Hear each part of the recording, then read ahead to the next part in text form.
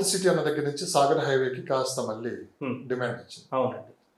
సాగర్ హైవేకి ఇప్పుడు west market ఎలా ఉన్నా అంత నుంచి మార్కెట్ కూడా రాబోతుంది. అటు మాల్ వరకు మంచి ఫీచర్ ఉంది, అటు ఒక హైవే కూడా రాబోతుంది అని చెప్పి కూడా విన్నాం. అవునండి. సో ఎలా ఉంటుంది సార్ సాగర్ హైవే? ఇప్పుడు పెద్దగా చర్చల్లో వార్తల్లో లేదు, లేదు, కానీ భవిష్యత్తు చూసుకున్నట్టు అటువైపే ఉంటుంది అని చెప్పి కూడా ఒక సిగ్నల్ అనేది వెళ్తాను. చూడండి, వెరీ సింపుల్ అండి. అంటే అగైన్ టాపిక్ డైవర్ట్ చేయటం లేదు. ఒక గత 5-6 ఇయర్స్ నుంచి మనం ఎక్కువగా మార్కెట్ శ్రీశైలంలో చూస్తున్నాం. శ్రీశైలంకి ఈక్వలెంట్గా గ్రో అయ్యే నెక్స్ట్ హైవే సాగర్ హైవే. ఎందుకు అంటే చాలా రీజన్స్ ఉన్నాయండి. రేట్లు ఎక్కువ పెరగలేదు. Yes, correct. First thing.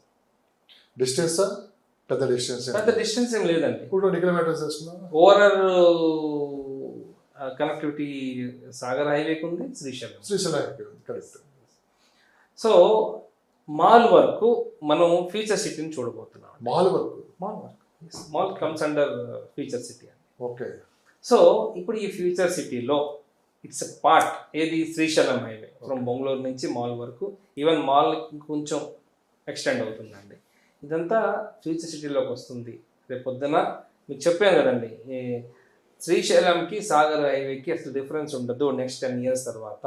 ఇక్కడ రేట్లు ఎంత ఉంటాయి అక్కడ కూడా అంతే ఉంటుంది. ప్లస్ ఇంకో విషయం చెప్తానండి, మీరు ఎప్పుడైనా మీరు